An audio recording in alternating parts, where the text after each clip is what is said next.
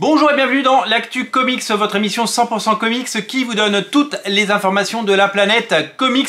Aujourd'hui, nous allons parler de l'affaire qui bouscule Twitter, YouTube et toute la planète comics, l'affaire Tortue Ninja Intégrale volume 5, ce qu'on résume en appelant l'affaire iComics. Vous avez été nombreux à m'interpeller quand j'ai fait une vidéo sur le prix des comics. On parle souvent du prix des comics dans ces émissions. Ce sont des émissions qui vous passionnent et qui font énormément réagir, et c'est vrai que c'est toujours intéressant de se poser la question de la structure du prix d'un comics et des différentes stratégies des éditeurs. Mais quand j'ai fait cette vidéo, eh bien j'ignorais qu'il était en train de se passer une vendetta, pour ne pas dire une intifada, sur Sullivan et sur iComics avec la sortie de cette intégrale. Je n'avais pas mesuré la violence des propos qui étaient, des agressions verbales qui étaient proférées contre Sullivan et contre iComics, et je n'avais pas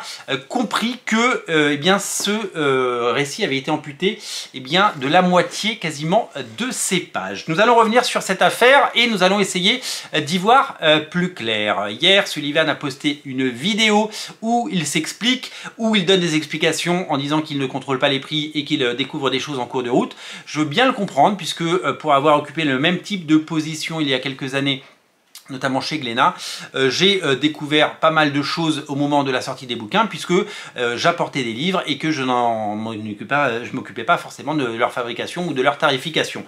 Donc quand on est extérieur à une société, eh bien c'est toujours très compliqué de tout maîtriser. Ça c'est pour montrer ma sympathie une nouvelle fois pour Sullivan, qui est un type formidable et que je soutiens. Pour revenir sur cette affaire, est sortie l'intégrale Tortue Ninja tome 5. Vous connaissez cette collection, elle est là pour remplacer clairement la première édition qui est sortie, vous le savez, en 19 tomes, des volumes en hardcover, qui sont sortis, qui ont trouvé leur public difficilement et qui ont réussi à publier les 100 premiers épisodes de la série Tortue Ninja de IDW. Pour essayer de toucher un nouveau lectorat, iComics a décidé de lancer des intégrales. Donc on a déjà eu 4 intégrales avec un succès grandissant, un second tirage pour la première. Le pitch de ces intégrales, c'est rééditer tous les Tortues Ninja dans l'ordre, et dans l'ordre chronologique, avec non seulement la série principale, mais aussi les mini-séries et, initialement prévu, les crossovers. Cette collection devait être la copie conforme en termes de contenu, pas en termes de format ou d'édition, des éditions IDW, ces grands formats qui rééditaient l'ensemble de ces épisodes. Donc, quand le premier tome est sorti, là c'est le tome 4 que j'ai dans les mains, tout le monde est parti là-dessus et le succès a été grandissant, ça a donné un second souffle et une seconde vie aux Tortues. La série régulière des Tortues, elle compte 19 tomes, ça a toujours été compliqué en termes de vente, avec un succès énorme pour les premiers tomes, plus de 4000 exemplaires ou 5000 exemplaires pour les premiers tomes, mais ce qu'on appelle l'attrition des ventes, c'est-à-dire de moins en moins de lecteurs à chaque volume. Ça marche pour tout. Dragon Ball tome 1, il s'est vendu à des millions d'exemplaires en France. Dragon Ball tome 38 ou 42, il s'est vendu un peu moins. Ça s'appelle l'attrition naturelle, et c'est normal qu'il y ait moins de lecteurs. Il y a des gens qui n'achètent pas tout, il y a des complétistes, il y a des passionnés, mais il y a des gens qui achètent des tomes, qui se les font offrir et qui oublient d'acheter et qui passent à autre chose et qui changent de passion, et etc. Donc c'est comme ça pour tous les comics, toutes les bandes dessinées, c'est comme ça pour toutes les séries à suivre, toutes les collections. Les volumes 19 se vendent beaucoup moins que les volumes que les tomes 1. Donc ça c'est la base. Donc cette collection avait vocation vraiment à séduire des nouveaux lecteurs. Les grandes enseignes comme Fnac, Cultura ont décidé de pousser ces collections. Ils les ont mis en avant, ils ont fait des piles. Il y a eu énormément de com, et il s'est passé des trucs autour des Tortues Ninja, c'est-à-dire qu'il y a eu le succès de l'Astronaut et puis de sa suite. Il y a des succès comme ça qui ont fait que il y a eu le film qui est sorti, il y a eu un coup de projecteur sur les Tortues Ninja, et donc du coup ça a rendu tout ça possible. Donc on s'est dit c'est parti, ça va cartonner, et vous allez avoir l'intégralité des épisodes, avec notamment des choses inédites qui ne sont pas sorties, des one-shots, des mini-séries, qui n'étaient pas sorties dans l'édition originale. Donc c'était pour le moment un tableau absolument magnifiquement dépeint et totalement parfait, avec un horizon clair et lumineux. Et puis est arrivé cette intégrale, l'intégrale de la Discord qui eh bien, fait réagir tout le monde. Je vais mettre la 4 et la 5 à côté et vous allez comprendre. La 5 est beaucoup plus petite que la 4 parce qu'il y a beaucoup moins de pages et parce qu'il y a 150 pages en moins. Il y a 150 pages en moins et je me réfère donc à la vidéo de Sullivan pour pouvoir vous donner eh bien, ce que les informations qu'on a dans nos mains. En fait, ce qui se passe, c'est que il y avait un crossover Tortue Ninja Ghostbuster qui avait été édité autrefois chez Flamival. Flamival n'a plus les droits. Flamival, c'est un tout petit éditeur, mais qui a réussi quelques coups éditoriaux. Donc, ils avaient sorti ça. Et en fait, on a pu lire des choses un peu fausses sur les internets, disant que, comme c'est Flamival qui édite ce crossover, il n'a pas pu être là-dedans. Non, c'est faux. C'est juste que IDW aux États-Unis n'a plus les droits du crossover et donc ne peut plus l'éditer. Donc, ne peut pas concéder ses droits à iComics. Et donc du coup ce qui se passe c'est que le bouquin était prêt, a priori il a été retraduit et relettré parce que iComics ne pouvait pas reprendre la traduction et le lettrage originaux et donc du coup ils ont tout simplement dû supprimer et avant d'envoyer à l'impression bien sûr ces pages. Et donc du coup on se retrouve avec une intégrale amputée de 150 pages et donc une intégrale qui ne fait plus que je crois 272 pages. Donc évidemment elle est bien mince et c'est surtout que son prix dérange parce que une intégrale comme ça vaut 40 € et celle-là elle est à 35 €. 35 € pour 272 pages, c'est un prix hors norme, vous le savez, et quand comme nombre de lecteurs eh bien, compte les pages et aime bien que quand les BD coûtent 10 centimes la page, eh bien, on se retrouve dans des situations où c'est malheureux, mais ce bouquin est beaucoup trop cher. Et Sullivan le dit dans sa vidéo, c'est beaucoup trop cher. Voilà, donc c'est une vérité. Donc sa vidéo, évidemment, elle se fait défoncer dans les commentaires. Ça continue à taper fort. Vous êtes très nombreux à être déçus par ce qui peut se passer chez iComics depuis quelques mois. La colère gronde, la colère monte. On peut vous comprendre. On parle le portefeuille, on parle de votre argent, de l'argent durement gagné et de séries que vous avez envie de lire. Donc dès que ça touche au portefeuille, évidemment, ça touche au cœur, vous le savez.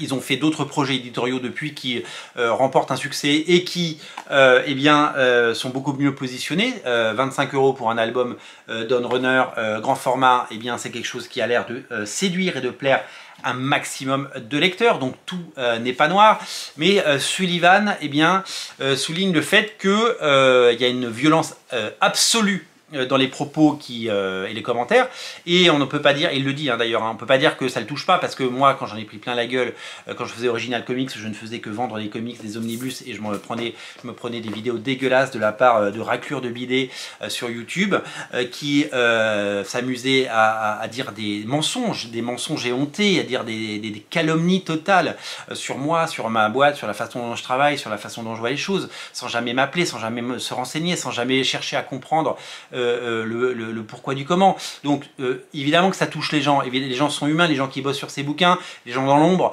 les gens qui ne sont pas le visage, voilà, Sullivan c'est le visage de iComics, mais il y a des gens qui travaillent avec lui et qui prennent aussi ses critiques dans les dents. Donc ce qui est inacceptable, c'est une nouvelle fois le comportement des gens sur internet, la violence des propos, les choses qui sont évidemment absolument d'une cruauté monstre et qui sont inadmissibles. Et ça, je comprends qu'il le dénonce, et je dénonce aussi, je me joins vraiment à lui pour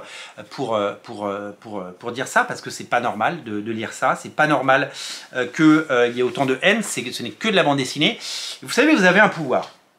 Moi depuis toujours je regarde ce qui se dit sur les réseaux, je regarde ce qui se dit dans les actus. Il y a une haine des gens qui il y a une haine des riches par exemple en France, il y a une haine des gens qui réussissent, il y a une haine des gens qui font fortune, et puis tous ces milliardaires évidemment et puis les gens au pouvoir qui se gavent. Si vous voulez pas que les gens touchent de l'argent, des députés touchent autant d'argent, arrêtez de voter pour eux, allez voter pour des gens qui vous paraissent plus honnêtes. arrêtez d'élire des gens que vous pensez être des escrocs. Si vous en avez marre que Bernard Arnault ou Jeff Bezos gagnent de l'argent, eh bien arrêtez d'acheter chez eux tout simplement. Allez, arrêtez d'acheter des sacs, arrêtez d'acheter des marques, arrêtez d'acheter sur Amazon et vous allez arrêter. Je veux dire, on a ce pouvoir, nous les humains, on a ce pouvoir d'arrêter des choses. On peut arrêter des choses qui nous plaisent pas en tout ça. J'appelle pas au boycott, juste d'arrêter d'acheter. On est tellement sollicité, surtout en bande dessinée, en manga, en comics, on est tellement sollicité par tous les loisirs culturels qu'on peut faire des choix, et je parle pas de boycott, je parle juste de orienter ces choix vers des trucs qui nous plaisent plutôt que vers des choses qui nous plaisent pas. Donc c'est véritablement le pouvoir qu'on a. Coluche disait si quelque chose arrêterait de marcher si les gens arrêtaient de l'acheter, et bien clairement on est là-dessus. Si ça vous plaît pas, si ça vous plaît plus, et bien clairement vous pouvez le dire en n'achetant pas certains titres. Quand des comics sortent à 27 €, eh bien vous avez le droit de dire moi je le veux parce que j'ai envie de le lire, et vous avez le droit de dire eh ben moi je le prends pas parce que c'est trop cher pour moi. Et donc le rôle de iComics et de Sullivan, c'est de proposer des titres. Ils sont trop chers, Sullivan le dit, et je le dis et je l'ai dit dans ma vidéo l'autre jour, c'est trop cher, c'est hors marché, mais il y a quand même des titres qui performent. Dan Runner a l'air de bien marcher, It's Lonely, a priori il y a eu 2 tirages. N'achetez pas un comics pour faire plaisir à Sullivan ou pour me faire plaisir. Achetez un comics parce que vous avez envie de le lire. N'achetez pas un comics pour soutenir iComics, parce qu'iComics c'est Hachette. Hachette, ils n'ont pas besoin de votre argent. Hachette, tout va bien. Achetez un comics parce que vous avez envie de l'avoir, de le posséder tout simplement. Donc il faut vraiment, je pense, faire retomber un petit peu la pression. Il faut vraiment faire retomber tout ça parce que c'est très violent, je trouve. Moi, de mon œil d'observateur aujourd'hui, je ne suis plus qu'observateur dans ce milieu. Je trouve ça véritablement nauséabond et dangereux parce que vous ne connaissez pas la sensibilité des gens, et les gens, à force de prendre des insultes toute la journée sur internet, certains peuvent craquer, et on a déjà vu des drames arriver. Donc j'espère qu'on n'en arrivera pas là, mais tout ça a besoin de beaucoup plus de, si vous voulez, de sérénité. Et voilà, donc oui, il y a une affaire Tortue Ninja tome 5 en intégrale. Oui, le prix est dément. Oui, le prix n'est pas dans le marché. Oui, il y a un problème. Sullivan s'en est expliqué. Je vous invite à aller voir sa vidéo. Moi, je vous dis, faites comme vous le voulez. Soit vous continuez, soit vous arrêtez. Si vous voulez arrêter les Tortues Ninja et revendre votre 4 tomes, vous allez sur n'importe quel site de revente, Vinted ou autre, Le Bon Coin, que sais-je, eh bien vous les vendrez sans problème. Vraiment, arrêtez de vous faire du mal et arrêtez de faire du mal aux gens. C'est tout ce que j'ai envie de dire. Un petit peu de bienveillance et surtout arrêtez des théories du complot, de je le savais, il a dit ça, de ceci, de cela. Souvent on fait comme on peut, et clairement il y a des très bons titres à soutenir, à lire, qui sont très bien positionnés niveau prix. Il y a plein d'autres choses chez les autres éditeurs. Si un comics ne vous plaît pas, eh bien détournez le regard, allez en acheter un autre, parce qu'il y a vraiment énormément de choses qui sortent, surtout dans ces semaines avant Noël. L'offre est assez folle, on ne sait plus où donner de la tête, donc il y a vraiment de quoi vous rendre heureux. Ce n'est que des comics, et vous avez une nouvelle fois, je vous dis, le pouvoir de montrer. Sullivan, dans sa vidéo, il dit écrivez au commercial, donc c'est bien gentil, mais moi j'ai pas l'adresse du commercial chez iComics. Le commercial, il va recevoir allez, 30 mails au maximum, peut-être 10, peut-être 5. Bon, ça va pas faire évolutionner. Par contre, un titre qui sort à 30 balles ou à 27 € et personne ne l'achète, ça c'est un signal fort. Ça c'est un signal fort, et c'est pas une nouvelle fois, c'est pas du boycott, c'est pas de l'appel au boycott, surtout pas. Achetez ce que vous voulez, lisez ce que vous avez envie de lire, et ce que vous pouvez acheter, c'est ce que j'ai toujours dit, et j'essaye sur cette chaîne, vous savez, de vous encourager à lire des bons titres et à essayer de faire le tri. Il y a des très bons titres, Dan Runner en est un. C'est vraiment vers ça que j'ai envie de vous amener, mais c'est le marché qui répondra, et si les titres ne marchent pas, eh bien l'éditeur il aura payé les droits, il aura payé la trad, il aura payé l'impression, et il n'en aura pas vendu un seul parce qu'il sera trompé sur le prix, et que It's Lonely at the Center of the Earth, très bien, ça marche, mais c'est un bouquin qui aurait dû coûter 19 € ou 21 maximum, vous voyez, on en avait parlé, et je pense que Axlash c'est un titre qui devrait coûter 18 € maximum, mais c'est un titre avec une autrice qui fonctionne, et on verra quel sera son sort dans les prochains mois. Voilà, paix sur terre, donnez-vous la main, faites-vous un petit bisou sur le front, vraiment il n'y a pas de quoi s'énerver. Je pense que toute cette violence n'a pas sa place dans le milieu des comics. Il faut vraiment que vous soyez, tout le monde soit un petit peu plus serein et plus mesuré dans ses propos. Si vous avez le sentiment de vous être fait arnaquer, voilà, moi souvent j'entends des gens dire c'est du vol. Si ça c'est du vol, ne l'achetez pas, comme ça personne ne vous volera. Voilà. Quand voler, c'est des termes qui ont une signification. Personne n'est rentré chez vous, n'a pris la télé, la PlayStation et l'argent que vous aviez caché sous le lit. Donc personne ne vous a volé. Tant qu'on n'a pas acheté quelque chose, eh bien, on ne nous a pas volé. Donc voilà, mesurons nos propos et vivons en harmonie et essayons de lire des bons comics. Et le Radio Comics pardon, sera évidemment toujours là pour vous conseiller les meilleures lectures qui soient. En tout cas, pour ceux qui le veulent et qui veulent continuer la collection, c'est disponible. Et le tome 6 arrivera, bien entendu, très prochainement, début 2025. Et nous en reparlerons à sa sortie. Je vous dis à très bientôt, salut!